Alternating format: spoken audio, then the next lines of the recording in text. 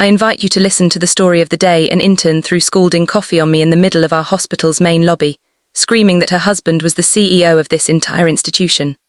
The hot liquid soaked through my cream-coloured blouse, the one my late father had given me on my 30th birthday. As she stood there, designer heels clicking on the marble floor, phone held high recording my humiliation for her social media followers, I did something that confused everyone watching. I calmly pulled out my phone and dialed a number. When he answered, I said just 5 words, "Come down here, meet her." What this arrogant intern didn't know, what none of them knew, was exactly who I really was. But to understand what happened next, you need to know how I ended up in that lobby, soaked in coffee, facing a woman who was about to destroy her entire future in the next 15 minutes. My name is Catherine Hartwell, and 6 months before that confrontation, I was living what most people would call a perfect life. I was the Director of Patient Relations at Riverside Memorial Hospital, or at least that's what my badge said.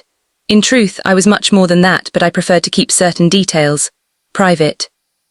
My late father, Dr. Robert Hartwell, had founded this hospital 42 years ago with a simple philosophy: treat every patient like family and every employee like they matter.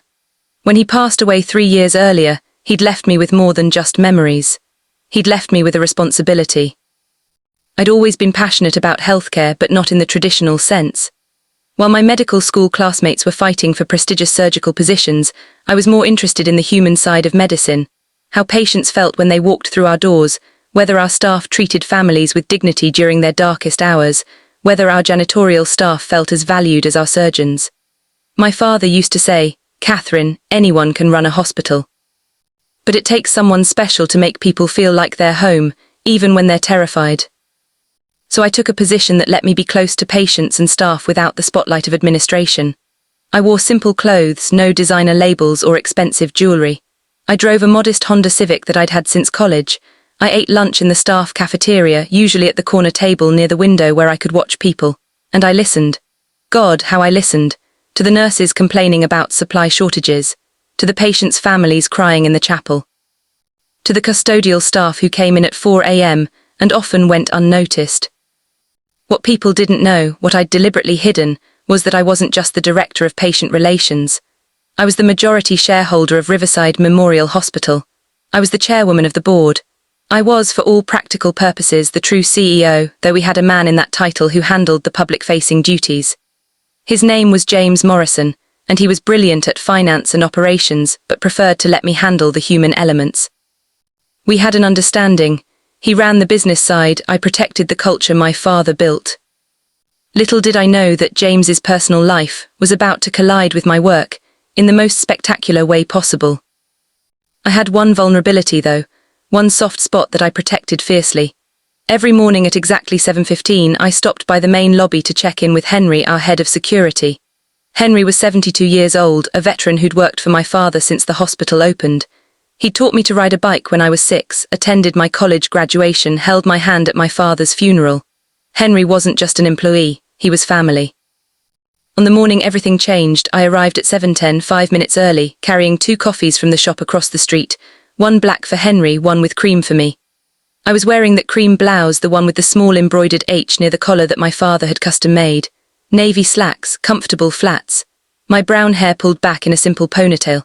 Nothing about me screamed power or wealth or authority. And that's exactly how I liked it. What I didn't know was that a 24-year-old woman named Madison Pierce had started her internship in our marketing department the week before, and she'd already decided that she owned the place. I saw her before she saw me. She was standing in the center of the lobby, one hand on her hip, the other holding her phone at that distinctive angle that screamed influencer. She wore a tight red dress that probably cost more than most of our nurses made in a week, and her bleached blonde hair was styled in those perfect waves that take hours to achieve. She was yelling at Henry. "Do you have any idea who I am?" Her voice echoed off the marble floors. "My husband is James Morrison, the CEO of this hospital, which means you work for him, which means you work for me." Henry, bless him, kept his voice steady and respectful. "Miss, I understand you're engaged to Mr. Morrison, but visitor parking is in the west lot. This is reserved for staff only." "Engaged?" she laughed, a sharp sound that made several passing nurses turn their heads. "We got married last weekend in Cabo. A private ceremony, not that I need to explain myself to her. She looked him up and down with pure contempt, to a security guard who's probably older than this building. I felt my coffee growing cold in my hand, my jaw tightened, but I didn't move, not yet. If only I had known that her insult to Henry was just the beginning. Henry maintained his composure, something I'd always admired about him. Congratulations on your marriage, ma'am. I'll still need to ask you to move your vehicle. Those are the rules for everyone. Everyone? Madison stepped closer to him, her phone now recording. Let me explain something to you, old man. I'm not everyone. I'm Madison Morrison now. And when my husband hears about this, you'll be lucky if you're not fired by lunch.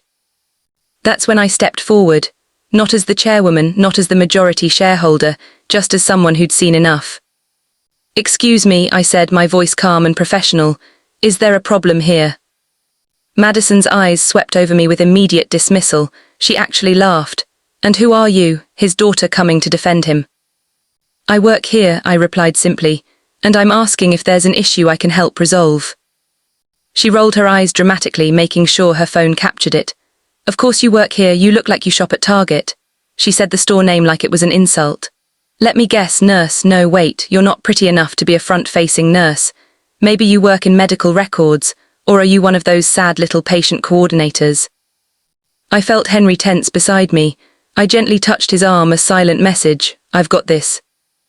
I'm in patient relations, I said, my tone still perfectly even, and I'm happy to help you find where you need to go. Patient relations, she repeated mockingly. So basically nobody important, perfect. She looked at the camera on her phone.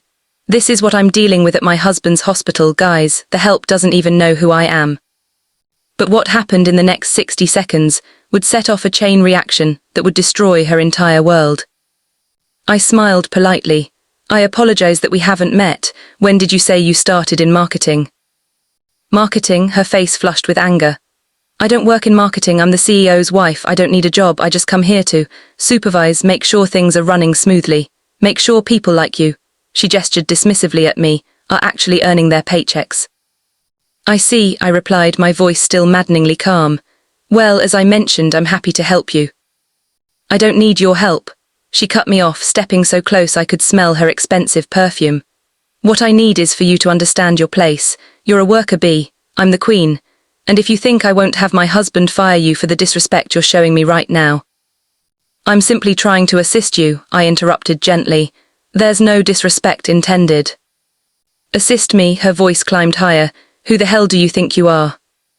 I maintained eye contact, steady, unwavering. As I said, I work in patient relations, and right now you're creating a disturbance in our main lobby that's affecting our patients and their families. Her face transformed. Pure rage, a disturbance, a disturbance. What she did next was captured on her own phone, broadcast live to her 3,000 Instagram followers, and would later become Exhibit A in multiple legal proceedings. She threw her coffee at me. Not just a splash, a full deliberate throw. The cup, a large iced caramel macchiato, hit me square in the chest. The cold liquid soaked through my father's blouse instantly. Ice cubes scattered across the marble floor. The cup bounced twice before coming to rest near Henry's feet. The lobby fell silent, completely silent. 23 people watched, including 2 doctors, 5 nurses, several patients, and, critically, our head of security operations who just walked in and whose body camera had captured the entire incident. Madison's phone was still recording. She was smiling, actually smiling at the camera. That's how you deal with disrespectful employees, she announced to her followers. When they don't know their place, you remind them. I looked down at my blouse, at the brown stain spreading across the fabric. At the H my father had embroidered, now soaked and ruined. I felt something cold settle in my chest, not anger, not yet, something colder, more calculated. I looked up at Madison. My voice was perfectly calm, almost conversational. Did you just assault me? She laughed. Assault? Oh my God, you're hilarious, it's coffee, you can wash it. Or better yet, maybe use some of your minimum wage paycheck to buy a new shirt. Try Nordstrom Rack, I hear they have sales. I pulled out my phone. Madison's eyes lit up. Oh, are you going to call security? News flash, sweetie, my husband owns security, he owns all of this. I didn't respond to her. I simply dialed a number I knew by heart. It rang twice. Catherine, James Morrison's voice came through, slightly confused. He never called me Catherine at work, too formal, he'd always said. But I used his full name deliberately. James, I said, my eyes never leaving Madison's face. Could you please come down to the main lobby? There's someone here claiming to be your wife. I think you should meet her. The colour that drained from Madison's face in that moment was the first hint that maybe, just maybe, she'd made a catastrophic mistake. What? James's confusion was genuine. Catherine, I'm not married. Who is this person? She's standing right in front of me, I replied, my voice still calm. She threw coffee on me and is currently recording the aftermath for social media. She says her name is Madison Morrison. She claims you two were married last weekend in Cabo. The silence on the phone lasted exactly 4 seconds. Then, I'm on my way down, don't let her leave. I lowered my phone. Madison's smile had frozen on her face. Her phone was still recording, but her hand had started to shake slightly. He's coming, I said simply. Good, she shot back, but her voice had lost some of its confidence. When he sees what you've done, how you've treated me, you're finished. What I've done, I repeated softly.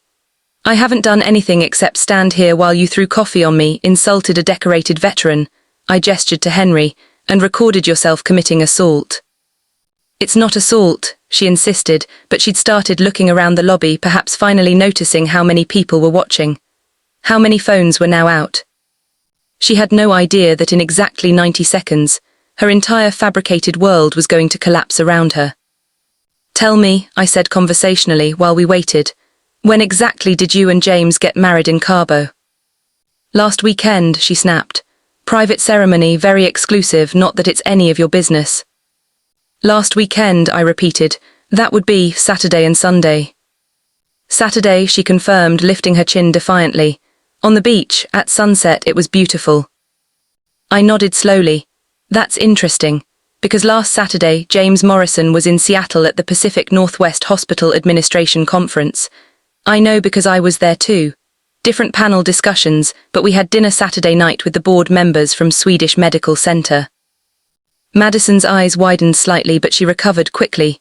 You're lying, trying to save your pathetic job. I have the receipts from the restaurant, I continued calmly. Canley's, they're time-stamped. We left around 10:30 p.m. Pacific time. James had the duck, I had the halibut. You're that, she stammered. The elevator doors opened. What stepped out wasn't just James Morrison, CEO. It was James Morrison accompanied by our hospital's chief legal counsel, director of human resources, and 2 members of hospital security. He'd brought witnesses. He'd brought documentation. He'd brought the full force of institutional authority. And when his eyes swept the lobby and landed on me, standing there soaked in coffee next to Henry, who looked devastated on my behalf, facing a woman he'd clearly never married, his face transformed into something I'd rarely seen, cold, professional fury. Catherine, he said, his voice carrying across the marble floor, I am so sorry. Madison's phone dropped slightly. Baby, she called out, her voice suddenly sugary sweet. This woman has been so disrespectful. She wouldn't listen when I told her who I was. Who you are, James cut her off, his tone like ice. And who exactly are you? She laughed nervously. Honey, I'm your wife. I know we agreed to keep it quiet at first, but... Ms. Pierce, he interrupted, and the use of her maiden name made her flinch. We went on 3 dates. 3. The last one was 6 weeks ago. I have not spoken to you since I sent you a text message explaining that I didn't think we were compatible and wished you well. But we, she sputtered. We did not get married, James continued, his voice growing louder. We were never engaged. You've been calling my assistant repeatedly, showing up at my apartment building, and apparently... He looked at me, his expression pained. Now you've assaulted one of our most valued staff members. Valued, Madison's voice cracked. She's nobody, she's just some. Stop talking, our legal counsel stepped forward, a severe woman named Patricia Chen who I'd always respected. Ms. Pierce, you've just committed assault on hospital property, which was recorded on multiple devices including our security system. You've also made false claims about your relationship status with our CEO, harassed our security personnel, and created a hostile environment for our patients and staff. Madison's face was now completely white. Her phone was still in her hand, but she'd stopped recording. You can't, I'm an intern here, I work in marketing. You were an intern, Patricia corrected. As of this moment, your position is terminated. You're being escorted off the premises and you are banned from returning. You'll receive a formal letter outlining the charges we're considering filing, which include assault, harassment and defamation. Defamation, Madison's voice climbed to a near shriek, of WHO. I spoke for the first time since James arrived. My voice was still calm, still controlled, but now it carried something new, authority. Of me, Ms. Pierce. When you lied about being married to James, you deliberately created a false narrative that damaged both his reputation and his professional standing. When you assaulted me and broadcast it to social media, you exposed this hospital to liability. When you harassed Henry, a man who served this institution with dignity for over 40 years, you disrespected the very culture this hospital was built on. But you're just, she started. I'm just what? I asked softly. Please finish that sentence. She looked around wildly, at James, who was staring at her with disgust, at Patricia, who had a legal pad out and was taking notes, at Henry, who looked like he wanted to say something but was staying respectfully quiet, at the nurses and doctors and patients who were all watching with rapt attention. And then, because Madison Pierce had never learned when to stop talking, she made everything so much worse. You're all treating me like I'm the bad guy, she shouted, but none of you know who she is. She pointed at me with a shaking finger. She's probably just sleeping with someone on the board. That's how women like her get ahead. She's nothing special. She drives a beat-up Honda. She shops at Target. She eats lunch in the cafeteria like some kind of... Like some kind of what? The voice came from behind her. Madison spun around. An elderly man had emerged from the elevator. He wore a custodial uniform, the dark blue pants and shirt that our maintenance staff wore. He was carrying a mop. His name tag read George. Except his name wasn't George. It was Dr. Harold Chen, one of the most renowned cardiac surgeons in the country, who happened to be Patricia's husband, and who volunteered one morning a month to work alongside our custodial staff because he believed, like my father had taught him, that no job at a hospital was beneath anyone. Like some kind of regular person, Dr. Chen finished, his voice gentle but firm. Yes, Ms. Pierce, Catherine Hartwell is exactly like a regular person. She treats everyone, from our janitors to our chief of surgery, with the same respect and dignity. She knows the names of our night shift custodians. She's never missed a retirement party for our support staff. She donated her entire salary last year to our employee hardship fund, anonymously, until I found out and told her she couldn't keep doing that without the board knowing. Madison was backing up now, her expensive heels clicking on the marble. Dr. Chen continued, and you're right about one thing, she does eat in the cafeteria, usually with whoever looks like they need company. Last week it was a young surgical resident who'd just lost his first patient. The week before that, it was one of our phlebotomists who was going through a divorce. Catherine Hartwell has probably heard more confessions, dried more tears, and solved more problems in this hospital than our entire administrative staff combined. That's nice, Madison stammered, but that doesn't change the fact that she is the chairwoman of the board, James Morrison finished quietly. And the majority shareholder. Catherine Hartwell owns this hospital, Ms. Pierce. Her father founded it. She's been running it, the real work of running it, the heart of it, since before you were born. The sound of Madison's world collapsing could be measured in the absolute silence that followed that statement. Madison's mouth opened and closed like a fish. No sound came out. Her phone slipped from her hand and clattered on the marble floor, the screen cracking in 3 places. I stayed perfectly still, let the words sink in, let her understand the magnitude of what she'd done. No, she finally whispered. No, that's not, you're lying, you're all lying to protect her. Patricia pulled out her tablet, tapped it a few times and turned it around. Hospital Board of Directors, Public Records. Catherine Louise Hartwell, Chairwoman, majority shareholder at 51.3%. Would you like me to pull up the articles of incorporation? Or perhaps the minutes from our last board meeting where Catherine presented the new patient care initiatives? Madison stared at the tablet, then at me, then back at the tablet. But you dress like you drive a 10-year-old Honda Civic, I confirmed. Yes, because I prefer to invest the hospital's resources in things like new CT scanners and staff education, rather than maintaining appearances. My father taught me that your car doesn't save lives, your compassion does. I didn't know, she breathed. How was I supposed to know? I stepped forward very slightly. The motion made her flinch backward. You weren't supposed to know who I was, Ms. Pierce, but you were supposed to treat people with basic human decency regardless of who they were. You were supposed to not throw beverages on strangers. You were supposed to not harass veterans. You were supposed to understand that in a hospital, in my father's hospital, every single person matters, from the CEO to the person who mops the floors at 3 a.m. I'm sorry, she said, but it was hollow, empty. She wasn't sorry for what she'd done, she was sorry she'd been caught, sorry she'd chosen the wrong target. You're sorry you threw coffee on the wrong person, I clarified. If I'd actually been just a patient coordinator, would you be sorry? If I'd been a nurse or a custodian or anyone else you deemed beneath you, would you apologize? She didn't answer, she didn't have to, we all knew the truth. But I wasn't done, not even close. Because Madison had made one critical error, she'd recorded everything and streamed it live to social media. And what she didn't know was that her live stream was still running. James noticed it first. He pointed to her cracked phone on the ground. The screen was dark except for a small red dot in the corner. The live stream icon. Ms. Pierce, he said carefully, is your Instagram still broadcasting? She looked down, her face went from white to grey. Oh my God. Oh my God is right, Patricia said dryly. You've just admitted to falsely claiming you were married to our CEO, assaulted our chairwoman and doubled down on your disrespect, all broadcast to. She leaned closer to look at the phone, 4,200 live viewers, that number's climbing by the way. I pulled out my own phone and quickly searched for Madison's Instagram handle, something like at Madison Pierce Luxury or some variation thereof. Found it. The live stream had been running for 14 minutes. The comments section was exploding. OMG, she just assaulted someone. Is she seriously claiming to be married to this guy? Guys, I work at this hospital, that woman she threw coffee on is the owner. This is the most satisfying thing I've ever watched. Someone screen record this before she deletes it. And my personal favorite. I'm a lawyer and I'm literally watching someone destroy their own life in real time. 4,700 viewers now, Patricia updated. You're trending, Ms. Pierce, congratulations. Madison lunged for her phone, but one of the security officers smoothly stepped in front of it.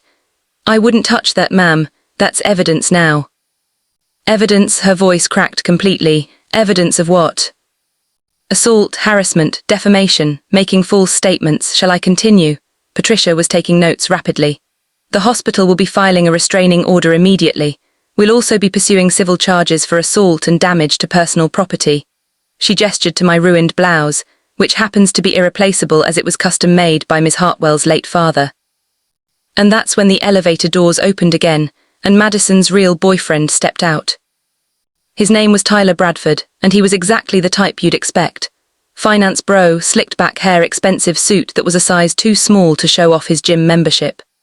He took in the scene, his girlfriend surrounded by security, a crowd of onlookers, me standing there soaked in coffee, and his face twisted in confusion and then anger. Maddie, what the hell is going on? He strode forward aggressively. Who are all these people? Mr. Bradford, Patricia intercepted him smoothly. I'm Patricia Chen, Chief Legal Counsel for Riverside Memorial Hospital. Your girlfriend has just committed assault on our property and made numerous false statements that we'll be pursuing legally. Assault, he looked at Madison. Baby, what did you do? I didn't do anything, she wailed. They're all ganging up on me, I was just trying to, James, and I was supposed to. James, Tyler's face darkened, he looked at James Morrison. Who the fuck is James? James stepped forward and I had to admire his composure. I'm James Morrison, CEO of this hospital. Your girlfriend and I went on 3 dates approximately 6 weeks ago. I ended things cordially via text message. She's been harassing me since, and today she showed up claiming we were married, assaulted one of our staff members and broadcast the entire incident on social media. Tyler's face went through several emotions in rapid succession. Confusion, realization, rage, humiliation. You told me you were working on an important project here. You said you were in meetings all day. You're interning in the marketing department. I was trying to, Madison started. You were trying to what? Hook up with the CEO while we're living together. While I'm paying your rent because your influencer career makes exactly $0. His voice was getting louder. Do you have any idea how embarrassed I am right now? Embarrassed, Madison's voice climbed to match his. I just lost my internship, I'm being charged with assault, and you're worried about being embarrassed." "Yes," he shouted, "because my firm does business with this hospital. Our partners are on the board. I'm up for promotion next month and my girlfriend just went viral for assaulting the chairwoman." And that's when the lobby doors opened and a woman I didn't recognize walked in, followed by a news camera crew. "Madison Pierce," the woman called out. She was in her 50s, well-dressed with the kind of authoritative presence that screamed someone important. "I'm Lauren Pierce, your mother, and we need to talk right now."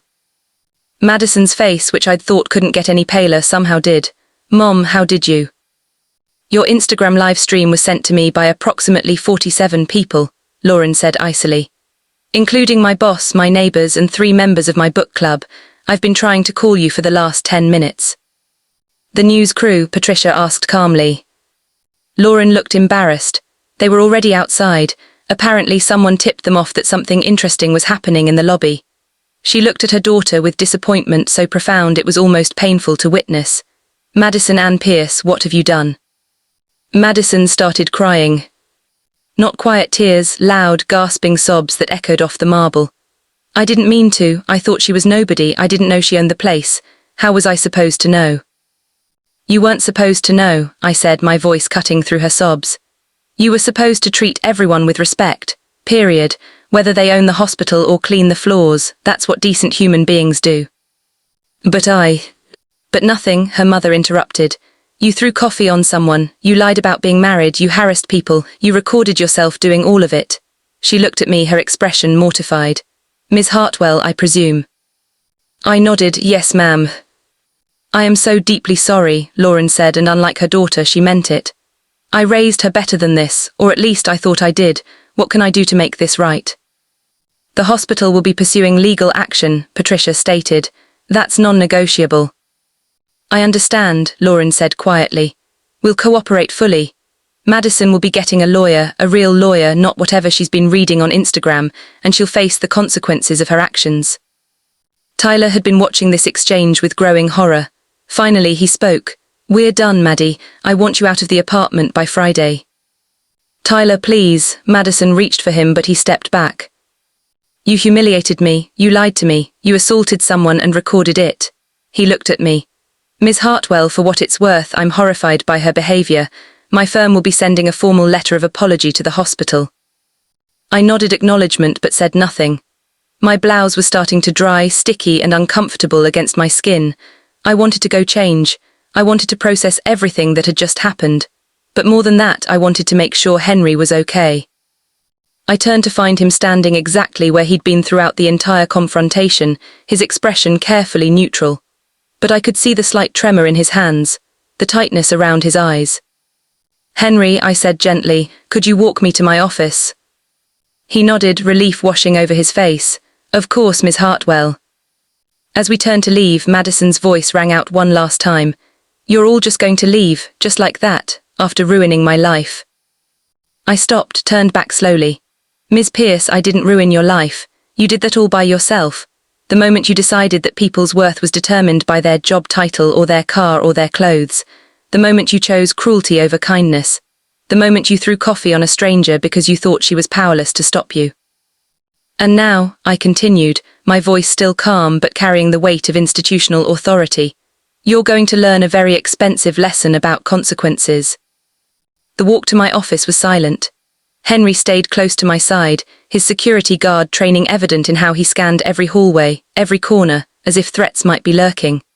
When we finally reached my office, a modest space on the 3rd floor that most people assumed belonged to a mid-level administrator, I locked the door behind us and let out a breath I didn't know I'd been holding. "Are you all right?" Henry asked immediately. "Did any of that coffee burn you?" "It was iced," I said. "I'm fine, Maury worried about this blouse." I looked down at the ruined fabric, at my father's embroidered initial now stained beyond recognition. This was the last birthday gift Dad gave me before he died. Henry's face crumpled slightly. "Oh, Catherine, I'm so sorry. If I'd just handled that girl better from the start." "Stop," I cut him off firmly. "This was not your fault. You were doing your job professionally. She was looking for a confrontation, and if it hadn't been you, it would have been someone else." I put my hand on his shoulder. "You've worked here for 42 years. You've never had a complaint. Don't you dare let that woman make you question yourself." He nodded, but I could see he was still shaken. I made a mental note to have Patricia draft a formal commendation letter for his file. He deserved recognition for maintaining his composure under such disrespect. There was a knock at my door. I checked the security camera feed on my computer, a feature I'd insisted on installing in all administrative offices after a stalking incident 3 years earlier, and saw James Morrison standing in the hallway, looking thoroughly miserable. I let him in. "Catherine, I don't even know where to start apologizing," he said immediately. "I had no idea she was that unstable. We went on 3 dates. 3, the last one was awkward. I sent a polite text ending things and then she just wouldn't accept it. She kept showing up places, calling my assistant. I should have filed a formal complaint." "You should have," I agreed. "But what's done is done. Patricia's handling it now. The question is, how did she get an internship in our marketing department?" James winced. "That's my fault too. She mentioned on our last date that she was looking for experience in healthcare marketing. I mentioned it to Gerald in passing, you know how he's always looking for interns, and apparently he extended her an offer without doing proper vetting. She started the next week. I didn't even know until today." "Gerald needs a refresher on our hiring protocols," I said. "Gerald Marsh was our director of marketing, a generally competent man who occasionally cut corners. This would be a learning experience for him." James nodded vigorously. "Already scheduled. Patricia's drafting new policies for nepotism and personal referrals. This won't happen again." But what happened next would prove that Madison's consequences were only just beginning. Over the next 3 hours, the situation evolved rapidly. 12:47 p.m., Madison's Instagram livestream was screen-recorded by multiple users and uploaded to YouTube, TikTok, and Twitter. Within an hour, it had over 200,000 views across platforms. 1:15 p.m., a local news station ran a story. "Hospital intern assaults chairwoman, claims false marriage to CEO." They'd obtained footage from our security cameras with our permission, showing the coffee throw from multiple angles. 2:03 p.m., Madison's mother, Lauren Pierce, called my office personally. She was a senior partner at a mid-sized law firm downtown, and she was, in her words, absolutely mortified. She asked if there was any possibility of settling this quietly. Patricia, who was present for the call, politely explained that assault charges were being filed by the hospital regardless, but that I personally could choose whether to pursue additional civil charges. 2:45 p.m., Tyler Bradford's firm, Bradford & Associates Financial Consulting, issued a public statement on their LinkedIn. "We are aware of today's incident at Riverside Memorial Hospital involving Madison Pierce, the girlfriend of one of our junior associates. Ms. Pierce is not affiliated with our firm in any capacity. We condemn her actions and extend our sincerest apologies to Ms. Catherine Hartwell and the staff of Riverside Memorial Hospital." 3:20 p.m., a lawyer representing Madison contacted Patricia. They wanted to discuss a plea deal. Patricia scheduled a meeting for the following day and warned them that the evidence was overwhelming. Not only did we have the full livestream, but we had security footage from 4 different angles, witness statements from 23 people, and physical evidence in the form of my ruined blouse and the coffee cup with Madison's fingerprints. 4 p.m. I finally went home to change. As I was leaving, I passed through the main lobby again. Someone had cleaned up the coffee spill, but there was a small bouquet of flowers sitting on the information desk with a note. "Thank you for treating everyone with dignity. From your night shift custodial team." I may have cried a little in my car. But the real turning point came 3 days later, when I received a call from Madison's mother that would change everything. Lauren Pierce sat across from me in my office, looking like she'd aged 10 years since the incident. Her designer suit was immaculate, but her eyes were red-rimmed and exhausted. "Thank you for seeing me," she said quietly. "I know you have no obligation to." "Your daughter assaulted me," I said, not unkindly but firmly. "You're right, I don't have any obligation, but I'm curious what you have to say." Lauren took a deep breath. "Madison's father and I divorced when she was 12. He was difficult, narcissistic, controlling, obsessed with image and status. I tried to shield her from it, but he had joint custody, and every other weekend she'd come back with new lessons about how the world worked. How people were either winners or losers. How you had to step on others to get ahead. How appearance was everything." I listened without interrupting. "By the time she was 16, I'd lost her," Lauren continued. "She wanted to be an influencer, wanted the designer clothes and the luxury life, wanted to marry rich and live in a penthouse. I tried to teach her about hard work and compassion, but his voice was louder, more seductive. And I was working 80-hour weeks trying to make partner at my firm. I wasn't there enough. This doesn't excuse what she did, I said. I know, Lauren said quickly.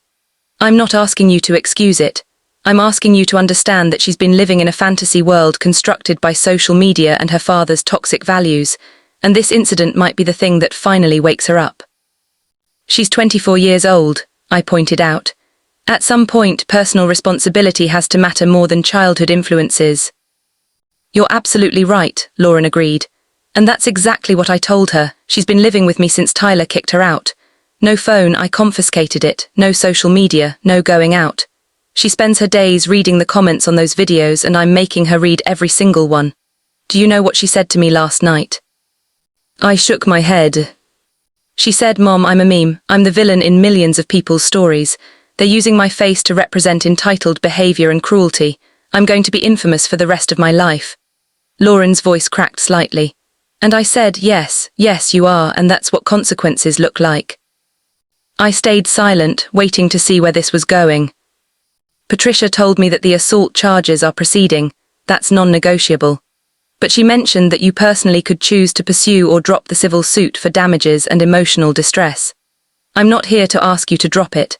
I'm here to tell you that whatever you decide, I'll support it. If you want to bankrupt my daughter to teach her a lesson she'll never forget, I'll help you do it. If you want to accept a settlement that requires her to perform community service or make restitution in some other way, I'll support that too. What do you want? I asked. Lauren looked me directly in the eyes. I want my daughter to become the person I raised her to be before her father and Instagram corrupted her. And I don't think financial punishment alone will accomplish that. I think she needs to understand, really understand, the humanity of the people she hurt. She needs to see you as a person, not a position. She needs to see Henry as a person, not a security guard. An idea formed in my mind, possibly a terrible idea, but also possibly the right one. Tell me, I said slowly, how would Madison feel about spending the next 6 months volunteering in our hospital? Lauren blinked. I'm sorry. Not in marketing, not in administration. In the places where she'd have to interact with real people facing real problems. In the emergency room waiting area helping families fill out paperwork. In the cafeteria serving food. In patient transport taking people to their procedures. In our community outreach program where we provide free medical services to unhoused populations. She'd hate it, Lauren said immediately, then paused, which is exactly why it might work. Here's my offer, I said. Patricia will proceed with the assault charges. She has to because we have policies about workplace violence. But I'll drop the personal civil suit under the following conditions. Madison pleads guilty to the assault, accepts whatever sentence the court deems appropriate, and then completes 600 hours of supervised community service at this hospital in various patient-facing and support roles. She'll be supervised by department heads who will report directly to me about her attitude and behavior. Any disrespect, any entitlement, any repeat of her previous behavior, and the civil suit gets filed immediately with maximum damages pursued. Lauren was nodding slowly. And this would be public. The videos are already out there. People will recognize her. Yes, I said firmly. She doesn't get to hide from what she did. She faces it. She wears a volunteer badge with her name on it. When people recognize her, and they will, she handles it with grace and humility. She apologizes. She demonstrates that she's capable of change. It's a brutal consequence, Lauren observed. It's a meaningful one, I countered. A financial settlement would hurt her bank account. This will either break her entitled worldview or confirm that she's beyond redemption. Either way, we'll know. Lauren sat back in her chair, and I saw something that looked like hope cross her face for the first time since she'd entered my office. Can I bring her here to talk to you? Lauren asked. Not now, she's not ready, but maybe in a week, so she can hear this proposal directly from you and understand what you're offering. 1 week, I agreed. But Lauren, if she comes in here and shows even a hint of the attitude she had before, the offer disappears. This is a one-time opportunity for her to salvage something from the wreckage she created. Understood, Lauren stood, extended her hand. Thank you, Miss Hartwell, I know you didn't have to do this. I'm not doing it for Madison, I said honestly. I'm doing it because my father believed that everyone deserves a chance to choose who they want to be, She's had 24 years of choosing poorly. Maybe 6 months of consequences will teach her to choose better. 1 week later, Madison Pierce sat in my office. She looked different, no makeup, hair pulled back in a simple ponytail, wearing jeans and a plain sweater. Her hands were clasped in her lap and she couldn't quite meet my eyes. "Miss Hartwell," she began, her voice barely above a whisper, "I'm sorry. I know that's inadequate. I know sorry doesn't undo what I did or take back what I said. But I need you to know that I am genuinely, completely ashamed of who I was that day." I waited, she continued. "I've spent the last week watching those videos over and over, reading the comments, looking at my own face and not recognizing the person I'd become. My mom made me write out a list of everyone I could remember being cruel to, not just that day but over the years. The list was 4 pages long." Her voice cracked. 4 pages of people I dismissed or insulted or treated like they didn't matter. And I don't even remember half of them because they weren't important enough to me to remember. "And now," I asked. "Now I understand that I was the one who didn't matter. All the designer clothes and the Instagram followers and the pretending to be someone important, none of it was real. The only real thing was the hurt I caused, the disrespect, the cruelty." She finally looked up at me. "My mom told me about your offer, the community service. I want you to know that I'll do it. Whatever you ask, however long it takes, I need to fix who I am." And so began Madison Pierce's 6-month education in empathy. 5 years have passed since that day in the lobby. I'm sitting in my office, the same modest 3rd-floor space, looking at a letter that just arrived.